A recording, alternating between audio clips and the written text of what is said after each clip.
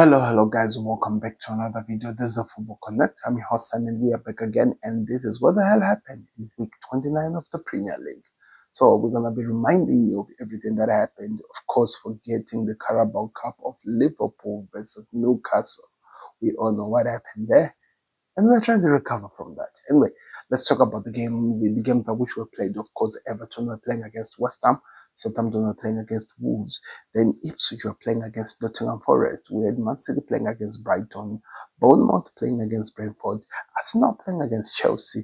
Then also the games continued to Fulham playing against Tottenham and Leicester City playing against Manchester United. These are the games. Remember, Liverpool played against Aston Villa earlier this month of March, just to make sure that they shouldn't be that difference. Remember, they end the title race and stuff like that. The Premier League are very worried in terms of those things. They always want to make sure that the team that is contending or running should always be going hand in hand with the other teams that they're contending against, because that's what makes football exciting at the end of the day. And it's why my team was so tired against Newcastle, but that's a story for another day.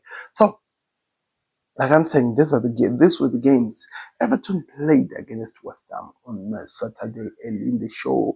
First game which was played, it finished, the Hammers won, Everton won, in a game which you would say it was really confusing in a way, because Everton have been really looking like a team that were on the up, and as well as the Graham Potter coming to the Hammers has given a new lease of life into this team. So Mo is coming into Everton, giving them a new lease of life. Mo is also Potter coming to West Ham, giving them as well a new lease of life. But in terms of West Ham, they've not been looking like they're 100% convincing the way that Everton have been like. And as well as Everton at home has been one of those teams that you don't want to face, because they've just been unplayable, according to some other people who have been watching these teams. And for the fact that this game was played and yet Everton left the game without winning the game, it was a bit confusing, because you would expect a Moyes team to always get the job done, especially with the way he started, with the way he really raised the bars high for a team like Everton, who looked like we're in the relegation zone, but now they are far away from it because of how good they've been. So the game finished 1-1. I think you have to wonder exactly how the game had to go on, like with the goal which was scored in the last minute by Everton, because they actually struggled in the game. This goal was scored earlier by Suchek in the 67 minutes, and the game continued until a goal to equalize, which was scored by Jack O'Brien in the 91 minutes by Everton to make the game a draw. That's why I'm saying that you have to really wonder, because this has been an Everton team that they've looked like they've been just playing above their skin, and they've been playing so good, and yet they struggled to get into this game. They really struggled, hence why I said that you have to ask more questions rather than answers. So that's how the game finished. Remember, this was played in a goal rush games, because also Southampton played against the Wolves at their own home ground. And Southampton are making history on the negative side of football. They played this game, it finished 2-1 to them, to Wolves. Wolves won the game. The thing is that Southampton just don't look like a team that is going to win a game. They are 9 points in the Premier League, and I think they're about to break the lowest scoring team in the Premier League, or the lowest with the less wins, even points on the chart of the Premier League table before they are relegated. I think even though it has not been mathematically proven, it is a fact that Southampton will be out of this Premier League this season, because they just don't look like a team that understand what they're doing. John Stenson, I think that is the guy who scored for Wolves, and Paul Machine scored later on in the game, but the game was already over because Wolves had just pushed it out for them to reach. The funny part is that in terms of the shots in the game, Southampton actually had more shots, but on target. That's where the problem is. They only managed to have 3 shots on target, and one of those targets was a goal. So it's a good return in terms of what they were doing, but they controlled the game position-wise. They were doing more passes. They had the good pass accuracies. Also committed less foul than Wolves, as well as more corner kicks. You would think that maybe out of all the games that they've played, this was a game which looked like it was just their game to win. But yet, at the end of the day, when we make match week 30 and we talk about them not getting the job done, and that's where the problem has been all this season. Then Ipswich played against Nottingham Forest in a game which was an exciting one here. I think I had that Ilanga. Oh, what's his name? Oh, is it this former United player? What's his name? Oh, and yeah, Anthony Elanga, so I was actually correct. Actually had one of these best games of his life, this game, because of course, this team of Ipswich Town did try to come back in the game, but these two game goals were the ones that neutralized whatever that Ipswich were trying to do, and other goals which were scored early in the game by Milinkovic as well as Jota Silva to make the game 4-2 to Nottingham Forest, which makes it even more interesting for Nottingham Forest because they just keep opening that distance over them to the number 4 team in the Premier League. They just want to be very close to Arsenal. I think that difference with Arsenal is just a matter of 3 points, and that is amazing to see because of where they've come and what they have been capable of doing. On the other side of the game, when you look at what has been happening on the other side, is this: you look at them, Ipswich Town, they are trying to get out of the relegation zone. They are trying by all means to find a way to be out of that relegation zone. But because Wolves won the game, they are now 26 points and they remain on the 17th. They need a matter of about 11 points for them to go out of the relegation zone. Hence why I think that the teams that are in the relegation zone, it's just a matter of time, but it looks like it's done. But the game finished 4-2, and in terms of position, Ipswich were at home. They had control. They had more passes. They controlled in terms of the accuracy. But shots on target, they were all on the side of Nottingham Forest. Remember, Nottingham Forest are good at this. They're good. It's one of the best dead ball specialists.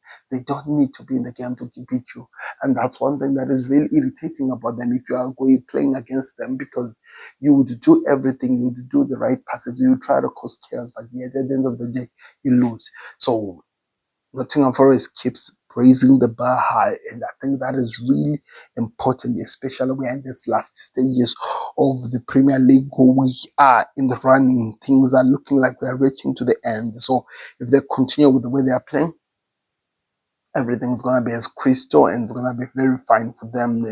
Manchester City played against Brighton. I watched this game. It finished 2-2 to both teams. Man City scored early, then Brighton came back, then Omar Marmoush scored the second goal. Remember, the first goal which was scored by Man City was a penalty from Haaland.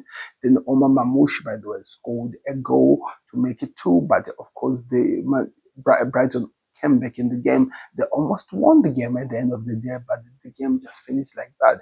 But I think this is a game that really, in a way, gives a better assessment of where City are this season.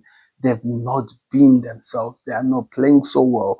They might control the game. They might do in terms of, even if you look in terms of position and everything that happened in the game, shots on target. Can you believe a Manchester City game with only 3 shots on target? That tells you everything you understand. But in terms of shots that were actually put, Brighton had more. And that's the scary part. They should have actually get this game done and wrapped out. But that's what it takes. Man City remain number 5, just a point behind Chelsea, playing at the same point. They need to be in those positions. Brighton are below Newcastle, number 7. And it is the exciting part, people, if you've not been paying attention.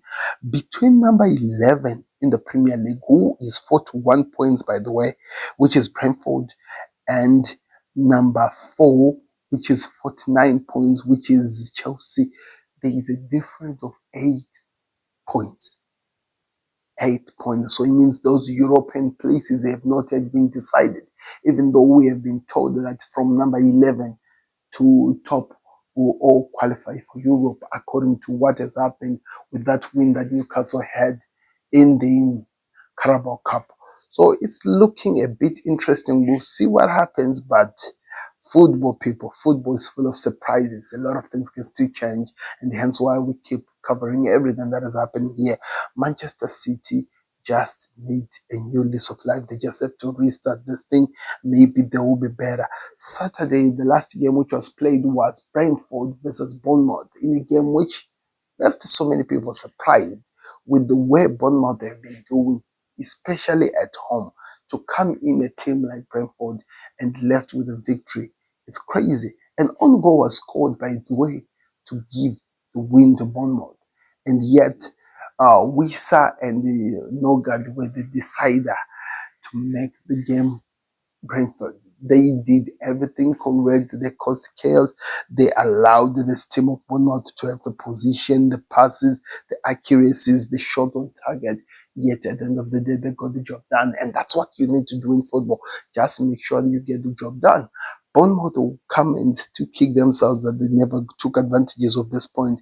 And because of that, this leaves them both combined number 10 and number 11, with Bournemouth seated with 44 points as well, and 41 points from Brentford in the other down stage. So it's been interesting to look at how the Premier League has been going like, but so many surprises came out of this week. So many surprises. You know my main one. I've already did a reaction for that. You go check it out on the Connect, what I showed over what happened with Liverpool. But this week was really full of surprises, people.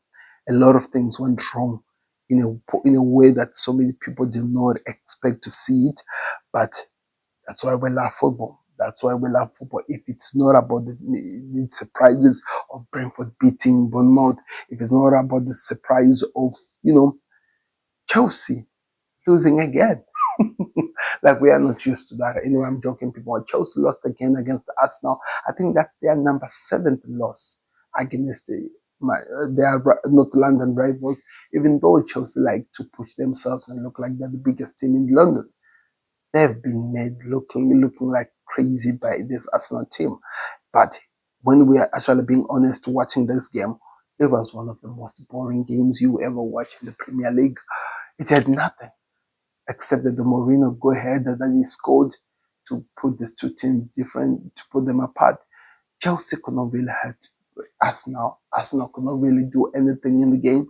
Arsenal just had to get the 3 points because we're at the end time of the game season. You just have to get the 3 points because that's what makes the difference. That's what creates that difference between the two teams and winning you a derby again. Of course, there were some fights. Of course, there was, some yelling and trying to make each other feel uncomfortable in terms of attacking each other in terms like that. But it really did not make any change. Did not really make any sense. At the end of the day, the game was done. Arsenal scored. Chelsea could not score at all. Cole Palmer he's really voided of confidence. I did not even see him. Jordan Sancho had some two passes, but nothing. Can you believe that in the past 11 games, Cole Palmer and Sancho have only managed to have 3 shots, 3 goals between them? You'll be surprised. Anyway, Fulham played against Tottenham Hotspurs, and another London derby which ends with Tottenham Hotspurs losing again. And now people are asking for Ange Postecoglou's head. Earlier today, I spent the whole entire time on the survey on the internet, and if you go check out on my Football Connect on Facebook page, you would see that a lot of rumors are talking about who is going to replace Ange Postecoglou in terms of what's happening, and everything was just crazy.